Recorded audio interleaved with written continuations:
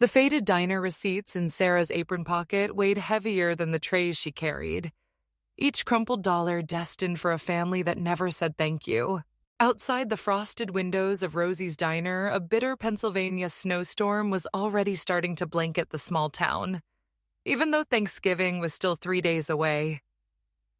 Inside, the air was a thick, comforting embrace of roasting coffee beans, sizzling bacon, and sweet maple syrup. Sarah wiped a smudge of grease from her forehead with the back of her wrist. Exhaling a breath she felt she had been holding since her grueling double shift began 14 hours ago. In the corner booth closest to the kitchen doors, safely tucked away from the bustling dinner rush, sat her entire world. 6-year-old Leo was quietly pushing a chipped, faded red toy truck back and forth across the Formica tabletop. He didn't ask for a new toy, nor did he beg for the expensive milkshakes the other children drank. Instead, he was carefully finishing a small plate of leftover fries from a canceled order, making sure to eat every single one so his mother wouldn't have to spend her hard-earned money on his dinner. His quiet maturity pierced her heart. A few booths down, the quiet old man in the corner booth, nursing his black coffee and observing the diner's bustling life, had eyes that held the sharp wisdom of a judge. He wore a shabby, threadbare coat that looked like it couldn't keep out a summer breeze, let alone a punishing winter blizzard. He was a regular, a silent fixture in the diner's ecosystem, and Sarah always made sure his mug was never empty. Sarah reached into her apron to count the $1 bills she had earned in tips. It was a meager pile, barely enough to cover the week's groceries. Before she could finish tallying the damp bills, her ancient smartphone buzzed against her hip. It was a text from her older brother, David. Need $300 for seed money on a new crypto project. Mom says you can wire it tonight. Don't let the family down. Sarah closed her eyes, a wave of exhaustion washing over her. Chloe, a fellow waitress with a sharp tongue and a fiercely protective heart, leaned over Sarah's shoulder, catching a glimpse of the glowing screen.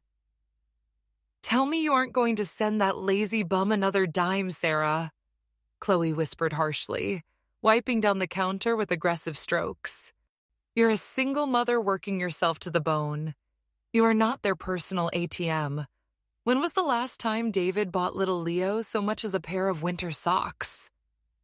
"He's family, Chloe," Sarah murmured, her voice laced with a tired, ingrained guilt she had carried since childhood. "Mom says it's an investment for all of us. I have to help." Chloe scoffed, shaking her head in disbelief. "They're bleeding you dry, honey, and they don't appreciate a single drop of it." Pushing the anxiety aside, Sarah grabbed a fresh pot of decaf and walked over to the old man in the threadbare coat. Outside, the wind howled, rattling the glass. She noticed his weathered hands were trembling slightly from the residual cold. Without a word, she walked back to the pie case, sliced a generous piece of warm cherry pie, and placed it gently in front of him. The old man looked up, surprised. "I didn't order this, ma'am. I can't. It's on the house, sir." Sarah smiled, a genuine, warm expression that erased the fatigue from her face. "A mistake from the kitchen. It would be a shame to let it go to waste on a freezing night like this." She didn't judge his worn clothes or his quiet demeanor. She only saw a fellow human being who needed a little warmth. Arthur looked at the pie, then up at Sarah, giving her a slow, deeply appreciative nod. Just as she turned back to the counter, her phone rang. Not a text, a call. It was Martha. Sarah stepped into the narrow hallway near the restrooms to answer. "Hi, Mom. I got David's text. I'll try to—" "Never mind David's text right now." Martha's sharp, commanding voice cut through the line, completely devoid of maternal warmth. "Listen to me, Sarah. Thursday is Thanksgiving. I've ordered a massive organic turkey from the specialty butcher, and Lisa is picking up the imported wine. I need you to transfer $800 by tomorrow morning to cover it. It's the least you can do since you live so close and we do so much for you. 800? Sarah gasped, leaning against the cold wall for support. Mom, I don't have that. I'm saving for Leo's winter coat and— Don't be selfish, Sarah, Martha snapped, her tone turning icy and dismissive. This isn't just any dinner. We are having a very important, wealthy guest joining us. A man who could change this family's standing in the community. I expect you to be there, and I expect you to dress up. No cheap diner clothes. Do you understand me? The line went dead before Sarah could protest. She slowly lowered the phone, her hands shaking, her chest tight with a familiar, suffocating panic. She walked back out to the dining area, looking at her beautiful, innocent son playing with his broken toy, and then at the pitiful stack of bills on the counter. Sarah looked at her nearly empty bank account, completely unaware that the upcoming Thanksgiving dinner was a carefully laid trap to sell her future. Sarah looked at her nearly empty bank account, completely unaware that the upcoming Thanksgiving dinner was a carefully laid trap to sell her future. If you are still with me on this journey and your heart is going out to Sarah and little Leo, please drop the number 8 in the comments below just to let me know you are here with us. And if you haven't already, I gently encourage you to subscribe to the channel and ring that notification bell so you never miss a moment of these stories. Your wonderful support is exactly what allows us to keep creating great content to inform, connect, and inspire you every single day. Now let's continue and see what awaits Sarah at that Thanksgiving dinner. The delicious aroma of a perfectly roasted turkey could not mask the toxic, calculating atmosphere inside Martha's lavishly decorated living room. The biting winter wind of the Pennsylvania afternoon whipped against Sarah's thin coat as she guided her son up the expansive, meticulously shoveled driveway. The heavy wooden front door loomed ahead like the entrance to a fortress. The stinging cold in the air was nothing compared to the chill of a recent warning echoing in her mind. A sharp reminder from a fiercely loyal friend that some wells of greed simply have no bottom. Stepping out of her sputtering, rusted sedan a few moments earlier, Sarah had held on to little Leo's mittened hand tightly. In his other hand, the 6-year-old carefully balanced a warm, foil-wrapped pecan pie that his mother had stayed up until dawn to bake. As they stepped into the grand foyer, the overwhelming heat of a roaring fireplace washed over them, carrying the scent of expensive imported pine and heavy perfume. Before Sarah could even help Leo out of his patched-up winter jacket, her older sister Lisa swept into the entryway. There was no warm embrace, no joyful holiday greeting. Lisa's eyes immediately darted to the modest homemade pie in the child's hands, her lips curling into a condescending smirk. She reached up to adjust a blindingly new diamond necklace resting against her collarbone. A piece of extravagant jewelry that Sarah recognized instantly. It was purchased just weeks ago, right around the time Sarah had emptied her savings to cover what Lisa claimed was an emergency medical bill. "Oh, you brought a pie," Lisa noted dryly, gesturing for a housekeeper to take the dessert away. How quaint. Mother already had the caterers deliver a tiered chocolate mousse. But I suppose we can put that in the staff fridge. Leo shrank back slightly, his wide, observant eyes darting to his mother. He looked down at his own faded sweater, its sleeves slightly too short for his growing arms, and then at the sparkling chandeliers above. He remained perfectly quiet, possessing a heartbreaking awareness that he needed to be invisible so his mother wouldn't get into trouble. Sarah squeezed his small shoulder protectively, swallowing the lump of humiliation in her throat, and guided him toward the living room. The space was filled with the clinking of crystal glasses and overly loud laughter. Martha sat in the center of a plush velvet sofa, holding court. But it wasn't David, her golden child son, who had her undivided attention. It was a man Sarah had never seen before. He appeared to be in his early 60s, dressed in an impeccably tailored charcoal suit that screamed old money and ruthless authority. His posture was rigid, his expression arrogant, and he held a glass of bourbon with a heavy hand adorned by a thick gold ring. "Sarah, darling, finally!" Martha called out, her voice dripping with an artificial sweetness that made the hair on the back of Sarah's neck stand up. Martha stood up, practically pulling Sarah across the Persian rug and shoving her onto the empty cushion right next to the stranger. "I want you to meet Richard. He owns half the commercial real estate in the county." Richard didn't offer his hand. Instead, he leaned back, his cold, calculating eyes slowly moving over Sarah's face in modest dress. It wasn't the look of a friendly holiday guest, it was an appraisal. Sarah shifted uncomfortably, pulling her dress down slightly over her knees, entirely confused as to why her mother was aggressively trying to bridge the physical space between her and this intimidating stranger. When Richard's gaze briefly shifted to little Leo standing quietly near the doorway, his upper lip curled in undisguised distaste. Desperate to escape the suffocating scrutiny, Sarah excused herself under the pretense of checking on the side dishes. The kitchen was a massive expanse of granite and stainless steel, yet it felt like a trap the moment the swinging door closed behind her. Before she could even take a breath, David and Lisa cornered her against the marble island. The fake holiday cheer vanished from their faces, replaced by predatory urgency. "Listen to me carefully," David hissed, his voice low and demanding. "I have a massive debt calling in next week. The crypto thing went south. I need $10,000, Sarah. Now." "10,000?" Sarah gasped, her back pressing against the cold stone counter. "David, I don't have that." "You know I don't. I just gave Mom." "You have Leo's college fund," Lisa interrupted smoothly, crossing her arms so the diamond necklace caught the kitchen light. "It's sitting in a high-yield savings account doing nothing. The boy won't need it anyway.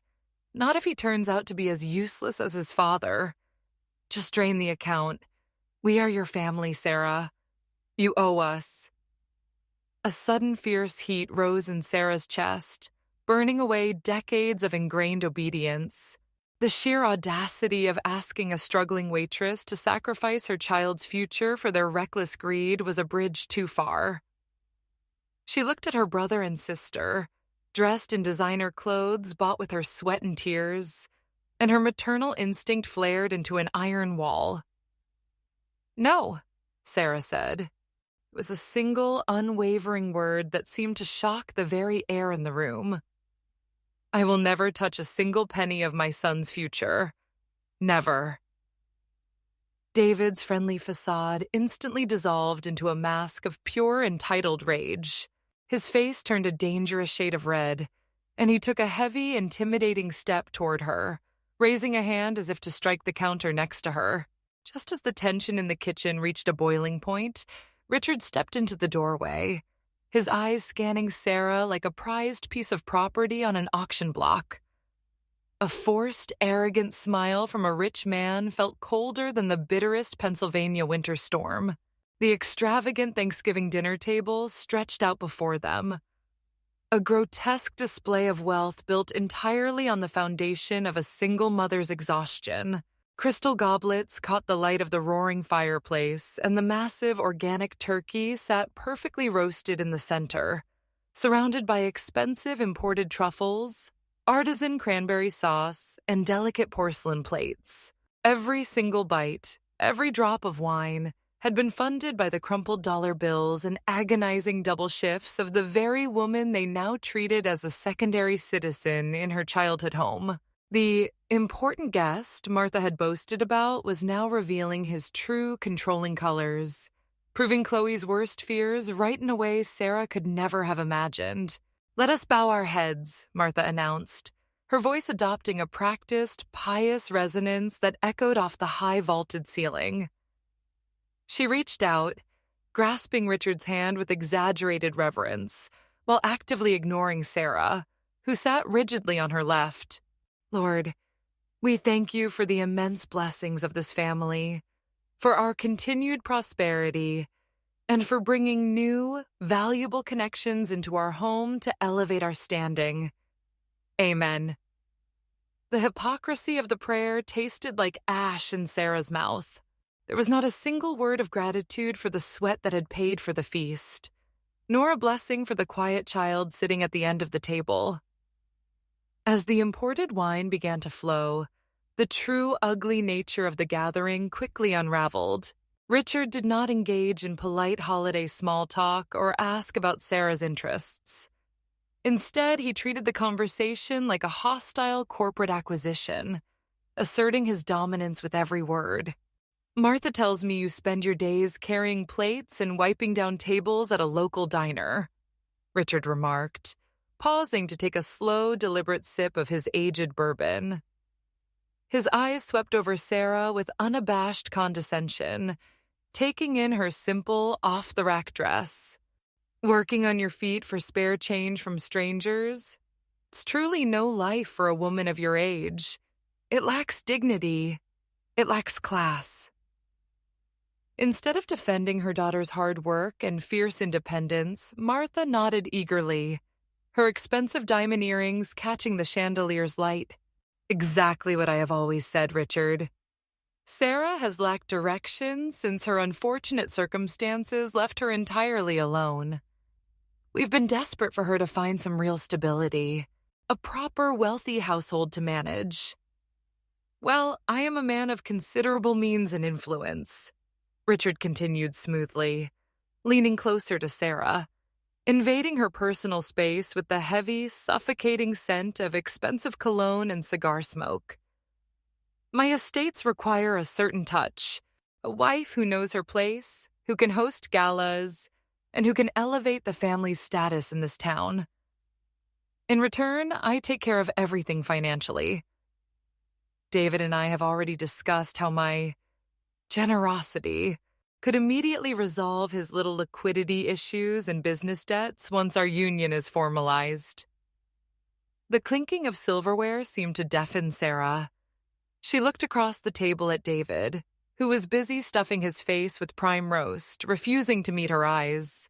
She looked at Lisa, who was smiling smugly, tracing the edge of her new necklace while sipping her wine.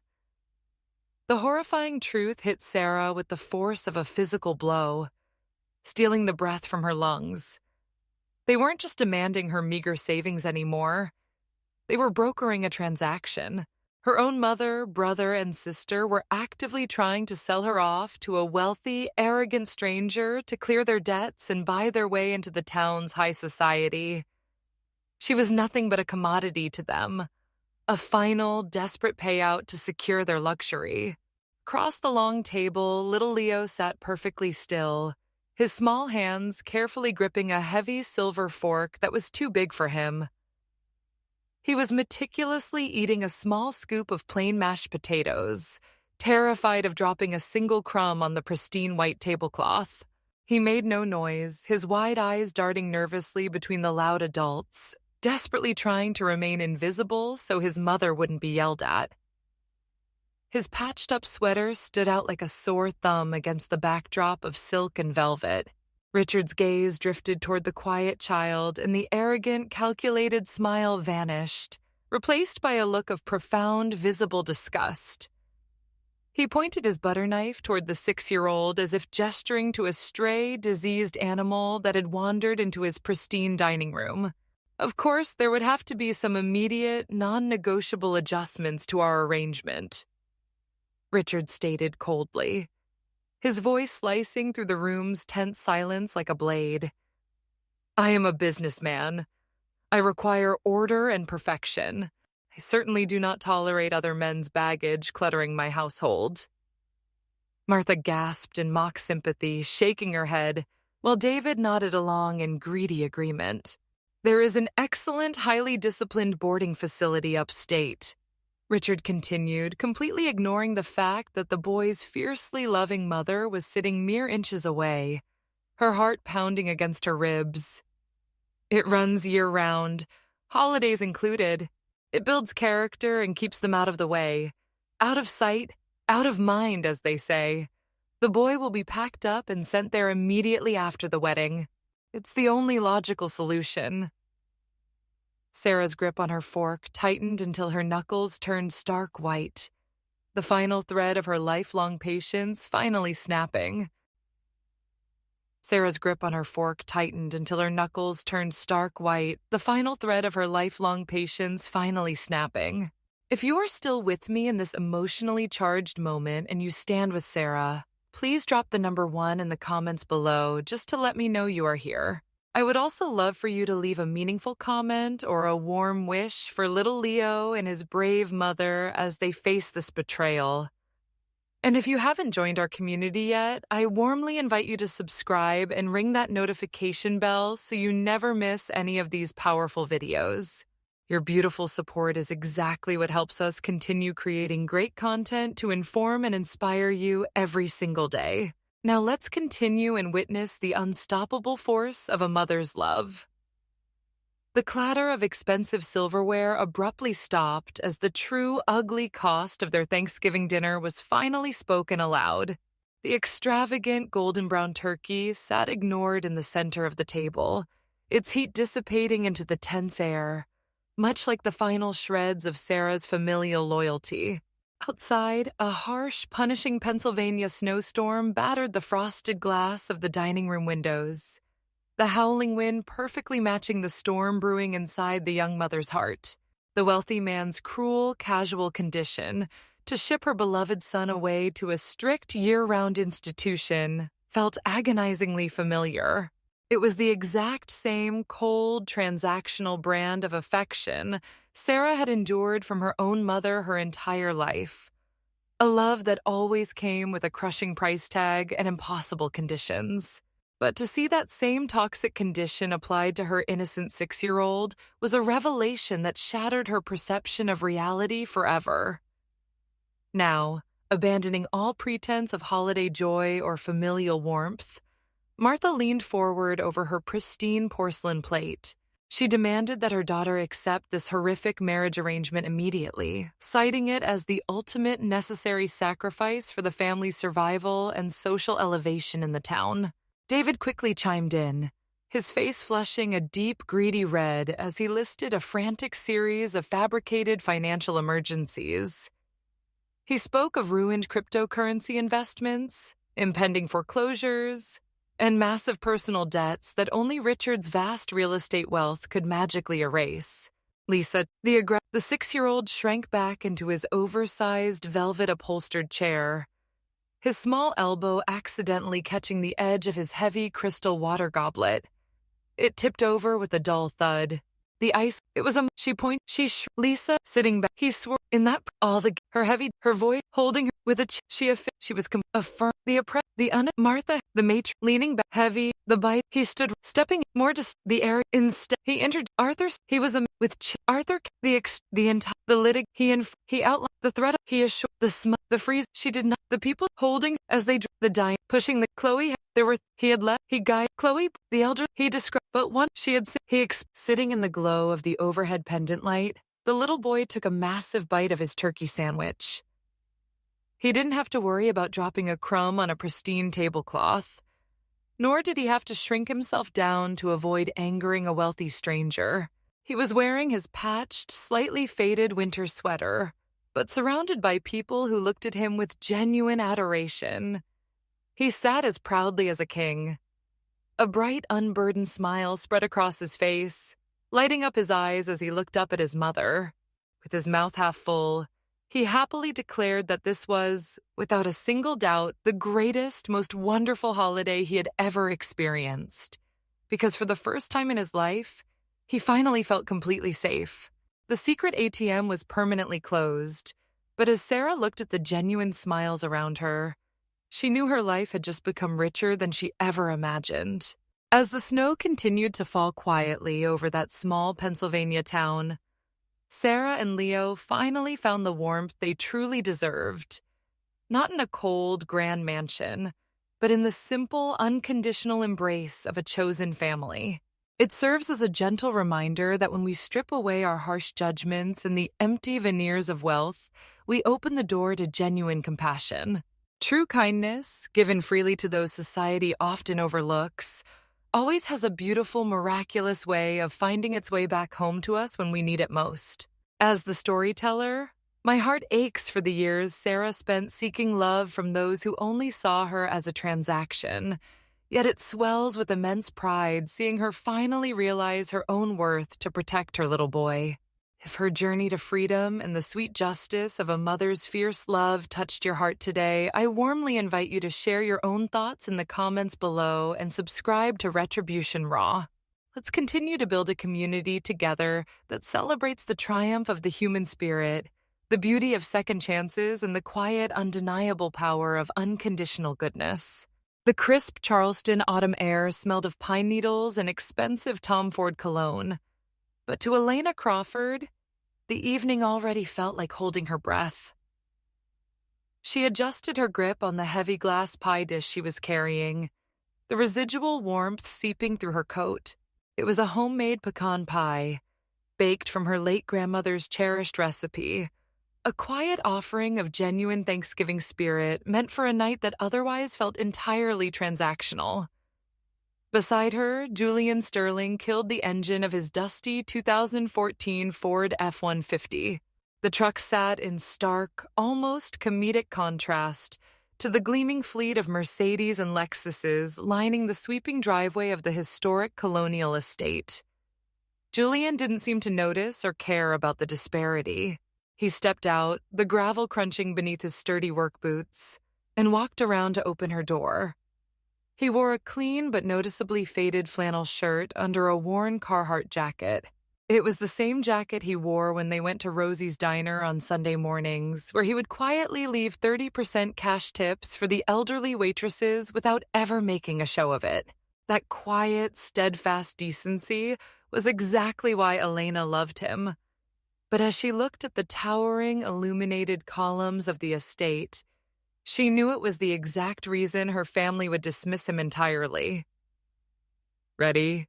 Julian asked, his voice a low, calming rumble in the chilly night. He offered a calloused hand. Elena took a deep breath, the cold late November wind stinging her lungs. "As ready as I'll ever be." They walked together up the grand brick steps. Inside, the estate was a masterclass in Southern aristocratic wealth. Crystal chandeliers cast a warm, glittering light over heavily curated floral arrangements and silver platters of delicate hors d'oeuvres. The muted hum of old money society filled the grand foyer, a symphony of polite laughter and calculated networking. Lena felt the familiar tightening in her chest. At 27, as a palliative care nurse, she spent her days offering comfort to those at the end of their lives. Here, among her own blood, she felt utterly devoid of it. Before they could even reach the cloakroom, a figure detached itself from a group of elegantly dressed socialites. Beatrice Crawford, Elena's mother, glided toward them. She was in her early 60s, wrapped in a champagne-colored silk gown that matched the flawless, icy calculation in her eyes. "Elena, darling, you made it," Beatrice said, her tone perfectly pleasant but entirely empty of maternal warmth. Her sharp gaze immediately dropped to the glass dish in Elena's hands. The practiced smile on Beatrice's face froze, tightening noticeably at the corners.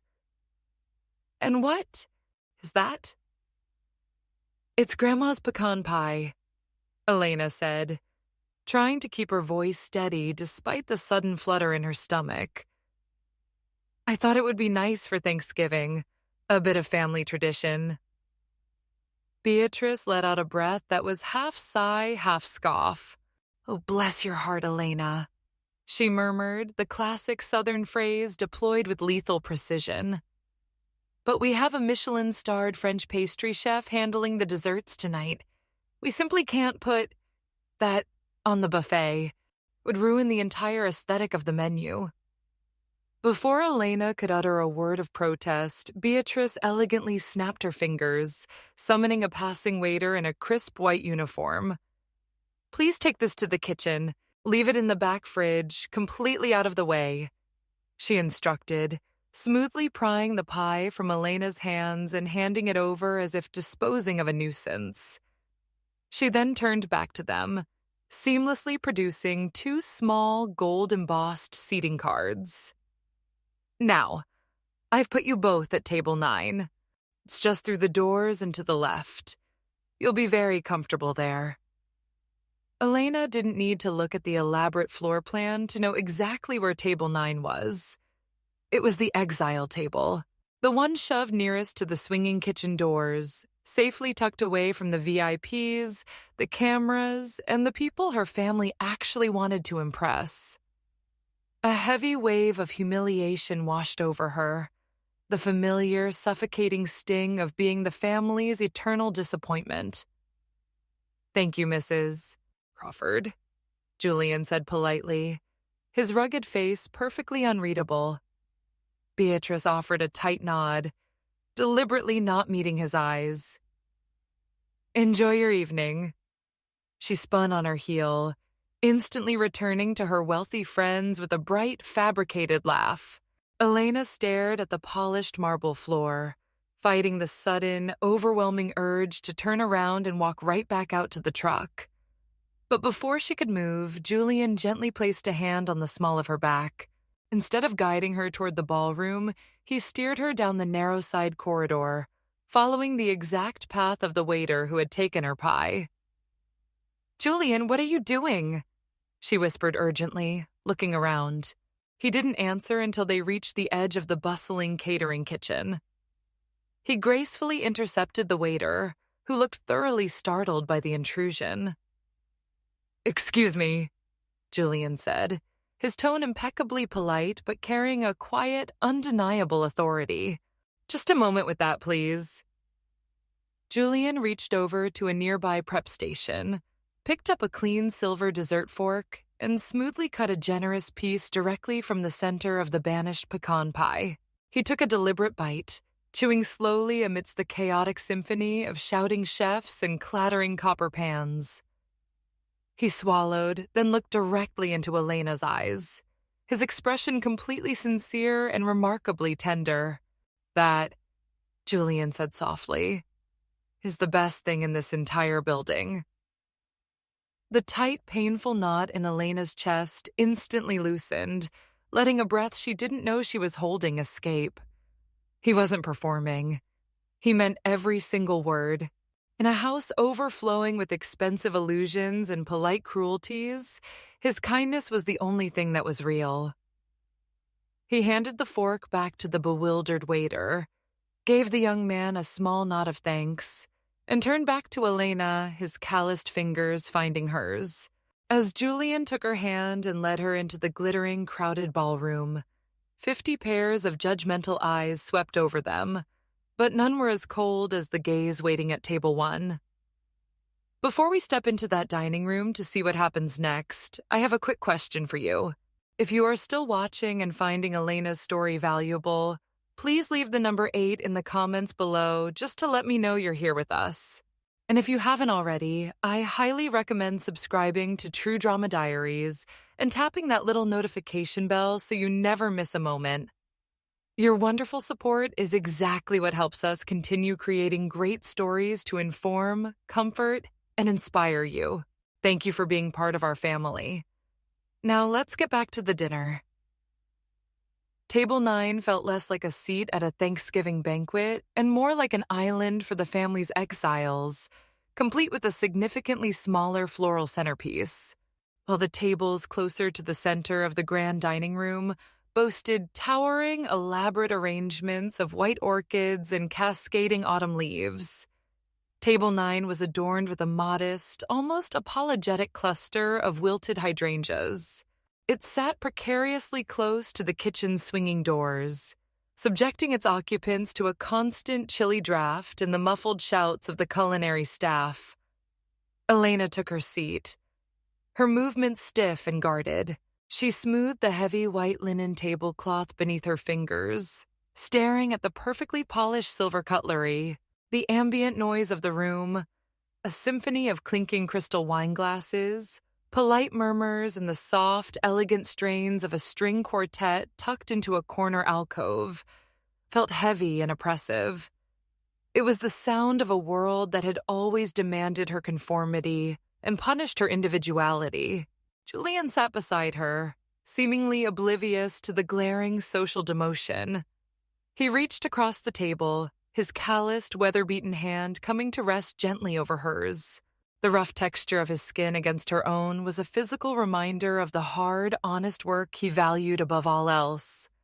A stark contrast to the manicured, lotion-softened hands of the corporate attorneys surrounding them. It was a comforting touch, holding a quiet strength that Elena desperately needed to anchor herself in a room designed to make her feel small. "It's really not that bad," Julian murmured, his lips curving into a reassuring smile. "We have a great view of the exit." Elena managed a weak chuckle, but it quickly faded as a burst of laughter erupted from table 7, just a few feet away. Two men in bespoke suits, both recognizable as senior partners at her father's law firm, were leaning in close to each other. They made no real effort to lower their voices, possessing that particular brand of arrogance that assumed everyone else was simply background noise. "Did you see Arthur's other daughter?" one of them remarked, swirling a glass of deep red Cabernet, "the one who insists on emptying bedpans for a living." "I did," his companion replied, letting out a patronizing chuckle. "And the farmhand she brought with her. I suppose every prominent family has its eccentricities. Arthur must be absolutely thrilled." Elena felt the heat rush to her cheeks. She shrank back slightly into her upholstered chair, the familiar, suffocating weight of embarrassment settling heavily on her shoulders. She turned to Julian, her eyes shining with unshed, frustrated tears. "Julian, I am so sorry," she whispered, her voice barely audible over the Mozart piece the quartet was currently playing. "You shouldn't have to sit here and listen to this. We never should have come." Julian didn't flinch. He didn't glare at the men at table 7, nor did his posture stiffen with wounded pride. Instead, his thumb simply traced a soothing circle over the back of her hand. He looked at her with an expression of pure, unbothered calm. "Listen to what?" Julian asked softly, his eyes locking onto hers, completely dismissing the hostile environment around them. "I'm only listening to you. By the way, you never finished telling me about Mrs. Higgins. Did she finally agree to let you read that new mystery novel to her at the clinic? Or is she still insisting she can solve the plot before chapter 3? Elena blinked, momentarily thrown off balance by his effortless redirection. The genuine interest in his eyes pierced through the toxic atmosphere of the dining room. He wasn't pretending to ignore the insults. They simply didn't matter to him. What mattered to him was her, and the compassionate, life-affirming work she did every single day. She took a slow, deep breath, letting the tension in her jaw release. "She figured out the killer in chapter 2, Elena said, a small, real smile finally breaking through. "She says the author relies entirely too much on obvious foreshadowing." Across the expansive room, at the glittering epicenter of the event, sat table 1. Arthur Crawford was holding court. He looked entirely in his element, a glass of champagne in one hand as he leaned magnanimously toward the evening's most esteemed VIP guest, Judge Harrison. Arthur was laughing loudly at something the judge had said, patting the older man's shoulder with practiced, overly familiar enthusiasm. Arthur's posture was a deliberate performance of power and inclusion, but it also served another, crueler purpose. His back was positioned squarely and immovably toward table 9. He was physically editing Elena and Julian out of his perfect Thanksgiving narrative. Judge Harrison, however, seemed to possess a very different kind of awareness. A man in his late 60s with silver hair and a sharp, discerning gaze, he had spent decades on the federal bench reading people and assessing the truth behind carefully constructed facades. Polite but noticeably weary of Arthur's relentless, aggressive networking, the judge offered a diplomatic nod and gently excused himself from the conversation. He turned his attention away from the epicenter of the party, letting his eyes sweep across the crowded, opulent room. His gaze passed over the tables of doctors, politicians, and socialites, drifting toward the less desirable edges of the ballroom. And then, his eyes stopped dead on table 9. From her vantage point, Elena watched as a profound physical shock rippled across Judge Harrison's distinguished face. The polite, weary mask he had worn all evening completely vanished. He blinked hard as if doubting his own vision before his posture snapped into rigid, startled attention. He wasn't looking at Elena. He was staring directly at the man sitting beside her in the faded flannel shirt. Before the judge could make his way across the crowded floor, the string quartet abruptly stopped playing, and the master of ceremonies tapped the microphone to command the room's attention. The silence that fell over the ballroom wasn't born of genuine respect, but of trained expectation. Arthur Crawford loved a captive audience, and tonight he had the most important one of his career. The master of ceremonies, a man in a crisp tuxedo, stepped away from the microphone, leaving Arthur standing tall behind the lucite podium positioned directly in front of table 1. As if on cue, the ambient lighting in the expansive dining room dimmed slightly, leaving a soft golden spotlight focused entirely on the patriarch of the Crawford family. Arthur straightened the lapels of his tailored Tom Ford suit jacket and raised a crystal champagne flute, his expression radiating the magnanimous, untouchable satisfaction of a man who believed he held the world, and everyone in it, firmly in the palm of his hand.